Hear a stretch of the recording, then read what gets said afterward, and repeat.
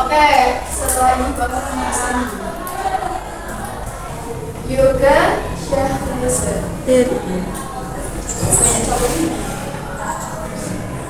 Jafril Duantara. Kita sedikit bentar ya, biar nggak lemes kayak masnya yang di podium. Oke, semuanya bisa berdiri.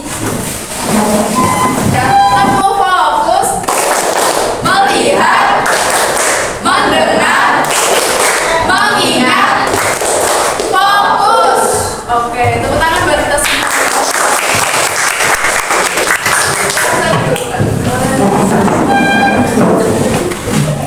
Udah semangat, udah nggak lemes,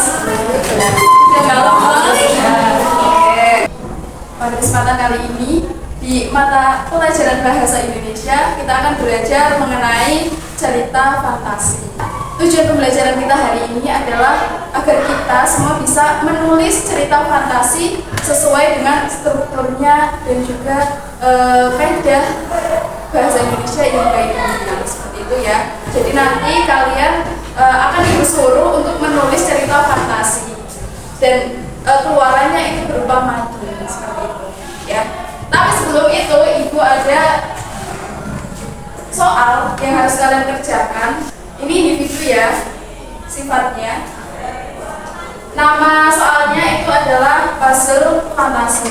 Jadi di sini ibu sudah menyiapkan penggalan-penggalan dari cerita fantasi. Nanti kalian urutkan sesuai dengan strukturnya.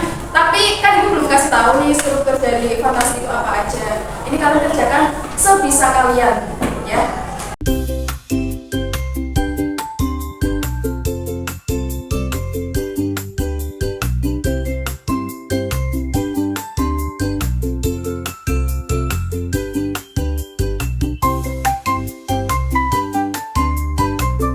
Oke, sudah semua ya?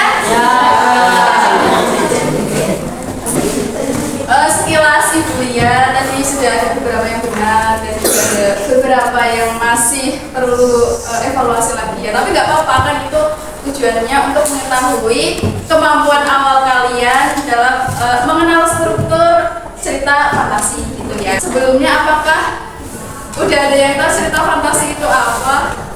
Apa ini depan? Mau jawab, cerita fantasi itu apa? Apa? Cerita tidak nyata. Ya, boleh. Ada lagi? Bersifat hayalan, boleh banget. Ya, jadi cerita fantasi itu adalah cerita hayalan. Ya, keasliannya itu mustahil. Contohnya apa? Kalian tahu One Piece? Tahu. Itu fantasi bukan? Iya. Fantasinya di mana?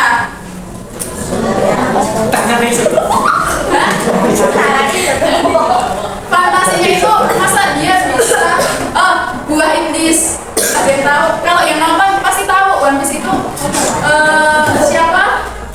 Luffy-nya itu dia kan punya kekuatan dari dia makan buah iblis gitu kan. Emang di kehidupannya kan emang ada buah iblis? Ya. Nah itu salah satu contoh cerita fantasi. Nah cerita fantasi ini juga memiliki unsur-unsur intrinsik pastinya ya. Apa aja? Struktur unsur intrinsik dari cerita fantasi. Ada yang tahu? Ya, unsur-unsur intrinsik dari cerita fantasi itu juga pada umumnya cerita-cerita lain ya, yang pastinya ada tema, ada alur, ada tokoh, penokohan gitu kan. Nah, tapi yang hari ini Bu akan tekankan itu adalah dari strukturnya. Jadi struktur dari cerita fantasi itu ada 3, yaitu ada orientasi, ada komplikasi, dan ada resolusi. Ada berapa? Apa aja? Orientasi. 2. Komplikasi. Komplikasi. Yang ketiga? Resolusi. Orientasi itu adalah pengenalan cerita, pengenalan tokoh, alurnya bagaimana sebelum cerita itu masuk ke masalah-masalah atau persoalan-persoalan. Nah terus untuk komplikasinya ya ketika pemeran utamanya itu mendapati masalah, mendapati persoalan,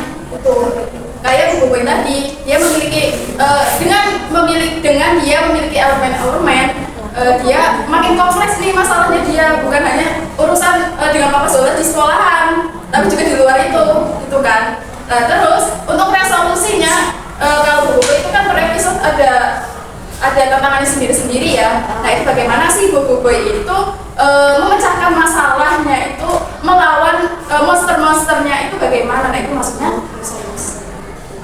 Bisa dipahami? Siap nggak nih kalau buat nulis? Ini ibu nanti mau kasih kalian gambar, dan gambar itu kalian tulis menjadi sebuah cerita imajinatif, cerita fantasi gitu ya. Contoh, kelihatan semua nggak sih? Kelihatan semua?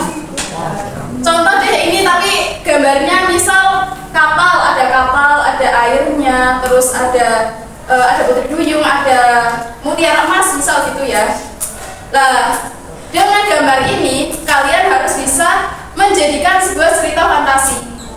Misalnya dari gambar ini saya mengambil tokohnya Mbak Diva nih. Misal Mbak Diva adalah kalian buat kerangkanya dulu, kayak anak-anaknya dulu. Misal Diva adalah seorang anak nelayan, misal gitu ya. Suatu hari dia itu bermain di tepi pantai dan menemukan sebuah mutiara emas, misal gitu. Itu kan berarti kan untuk orientasinya. Nanti kalian diskusikan nih sama kelompok-kelompok kalian gitu. Nah untuk komunikasinya, tiba-tiba setelah mengambil mutiara emas tersebut, si Mbak Diva ini tidak sadarkan diri, dan ketika sadar diri dia itu sudah berada di istana laut gitu misal ya. Nah untuk keluarnya itu Mbak Diva harus menemukan mutiara emas yang sejenis di terumbu karang A, B, C gitu. Itu kan resolusinya gitu. Jadi kalian bangun dulu, oh ini nanti dibuat kayak gini aja. Misal kayak yang pertama untuk orientasinya Mbak Diva itu seorang anak nelayan yang menemukan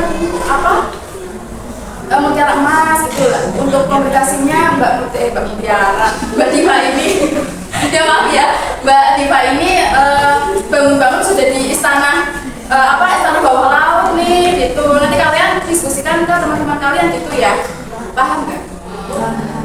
Jadi menyusunnya gitu, angan-angan kalian tuh gimana, terus kalian diskusikan ke teman-teman gitu ya. Terus nanti salah satunya untuk menulisnya bagaimana, dari pikiran itu kalian tuangkan ke tulisan ya, dan sesuai dengan strukturnya. Strukturnya tadi ada berapa? Ya. Apa aja?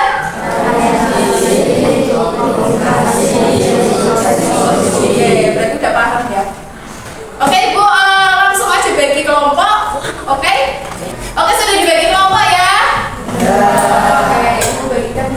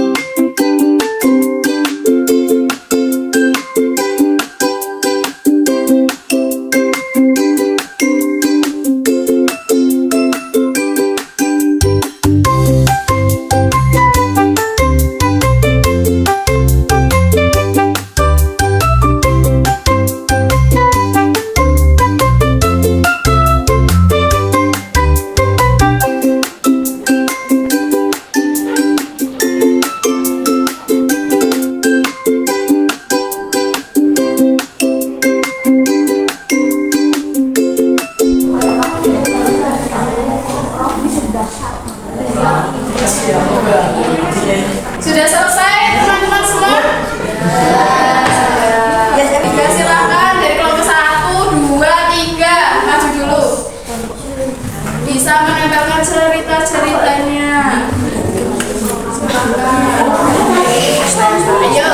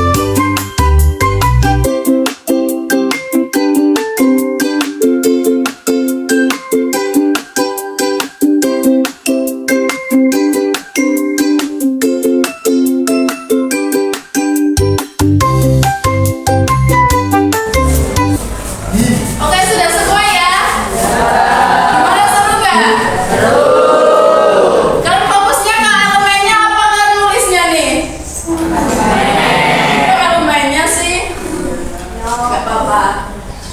Oke, di sini ada apa ini? Yang pertama ada gerbang di balik air terjun. Oke, ada rahasia Mari Buku Kakek, musik Pegasus Dendang Agunan, penjaga telur naga yang terakhir, kompas petunjuk takdir, pena hulu dan gambar yang sedih. Tepuk tangan dulu dong buat itu.